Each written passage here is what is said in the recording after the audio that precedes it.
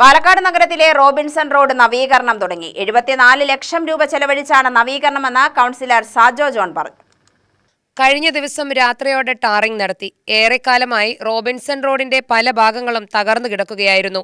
മഴയത്ത് വെള്ളം കെട്ടിനിന്ന് യാത്രക്കാർ ദുരിതത്തിലാവുന്നത് പതിവായിരുന്നു. ഇതിനെതിരെ ഒരുപാട് പരാതിയും സമരങ്ങളും നടത്തിയിരുന്നു. ഇപ്പോൾ അതിനെല്ലാം പരിഹാരമായിരിക്കുകയാണ്. BM&BC നിലവാരത്തിൽ കോട്ട് റോഡ് മുതൽ മിഷൻ സ്കൂൾ പരിസരം വരെയും ഇവിടെ നിന്ന് ടൗൺ സ്റ്റാൻഡ് റോഡിന്റെ പകുതിയുമാണ് ടാറിംഗ് നടത്തുന്നത്. 2 ഘട്ടങ്ങളായി നവീകരണം പൂർത്തിയാക്കും. 23 വർഷത്തിനു ശേഷമാണ് റോബിൻസൺ റോഡ് ടാറിടുന്നതെന്നും സാജോ ജോൺ പറഞ്ഞു. റോബിൻസൺ റോഡിൻ്റെ പണി ഇന്നലെ വൈകിട്ട് തുടങ്ങി. 74 ലക്ഷം രൂപയുടെ എസ്റ്റിമേറ്റാണ് എടുത്തിട്ടുണ്ടായിരുന്നത്.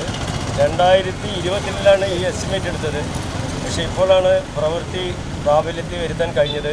നമ്മുടെ നഗരസഭയുടെ MAയും AXI ജോജി സാറും മുനിസിപ്പൽ സെക്രട്ടറി ആൻസി സാറും മറ്റ് ഉദ്യോഗസ്ഥന്മാരെല്ലാം കൂടി ഇതിൻ്റെ ഈ ഒരു വർഷമാണ് എനിക്ക് പ്രൊജക്റ്റ് വെച്ച് തന്നത്. അങ്ങനെ ഈ റോഡ് നമ്മുടെ ഡിസ്ട്രിക്ട് ഹോസ്പിറ്റലിന് മുൻവശം തുടങ്ങി മിഷൻ സ്കൂളിന് മുൻവശം ചെയ്ത് അങ്ങനെ BSNL ഓഫീസ് വരെയാണ് ഇതിൻ്റെ വർക്ക്. ഇന്നലെ ചെയ്തതിൻ്റെ BM മാത്രമാണ്. ഇനി ഒരാഴ്ച കഴിഞ്ഞിട്ടാണ് ഇതിൻ്റെ BC ചെയ്യുന്നത്. അങ്ങനെ 2 തട്ടുകളിലായിട്ടാണ് ഈ റോഡ് വർക്ക് ചെയ്യുന്നത്. അത് BSNL ഓഫീസ് മുതൽ